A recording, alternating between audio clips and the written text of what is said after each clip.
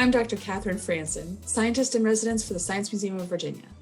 As a neuroscientist, I can safely say that 2020 has been one heck of a year for your brain and for brain science. Let's do a recap of 5 of the biggest brain stories of the year. Number 5. Technology is always the limitation in studying the brain.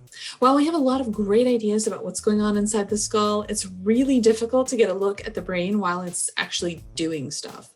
Most of the major ways of looking at the brain, like PET scans, CT scans, MRIs, and fMRIs, require giant machines that take up whole rooms in hospitals or laboratories. This year, researchers introduced a brain scanning backpack to allow them to study the brain in action, walking around and interacting with other people, and even to deliver signals to the patient's brains in real time. The catch is that you do have to have a neural implant for this technology to work, so there's relatively few people who can use it.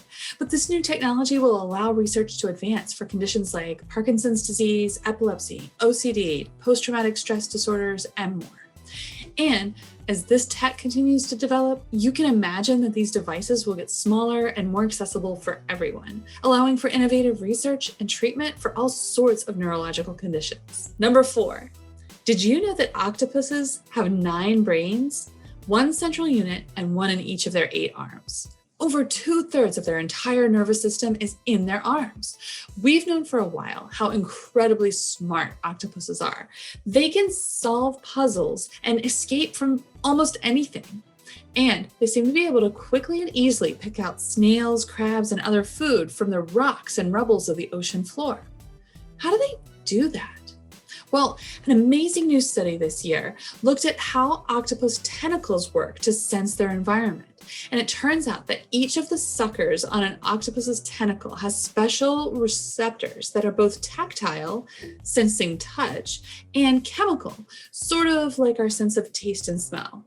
So an octopus tentacle is a little like our tongue, sensing both the shape and taste of something.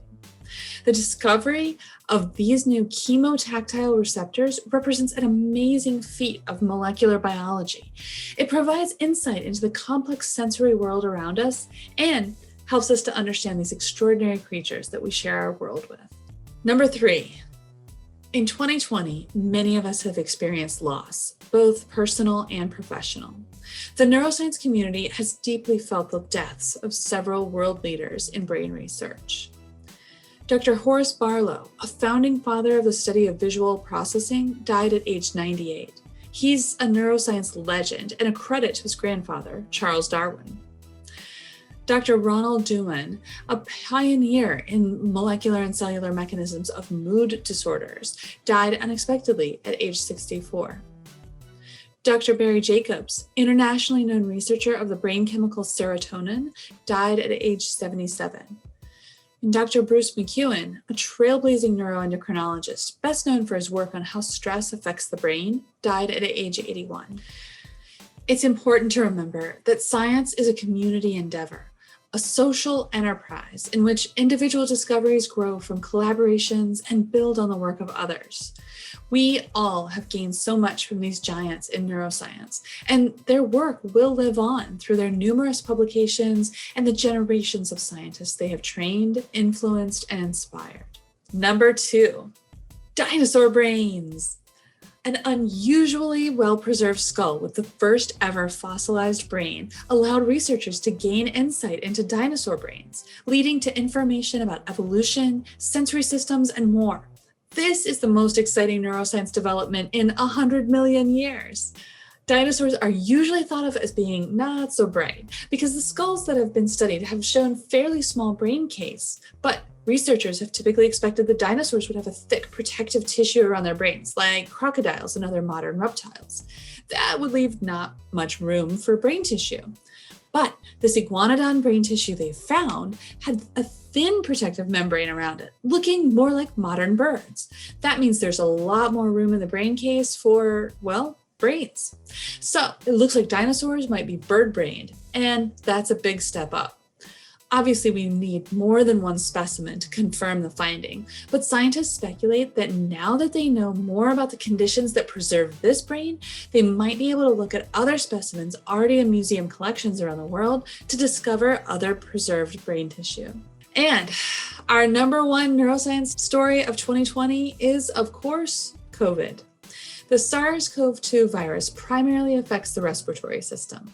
However, patients who have experienced the disease report a wide range of symptoms and effects on other body systems, such as the gastrointestinal and cardiovascular. Rising reports of neurological symptoms have led several groups of researchers to begin to examine the effects of COVID on the brain, as well as on behavior.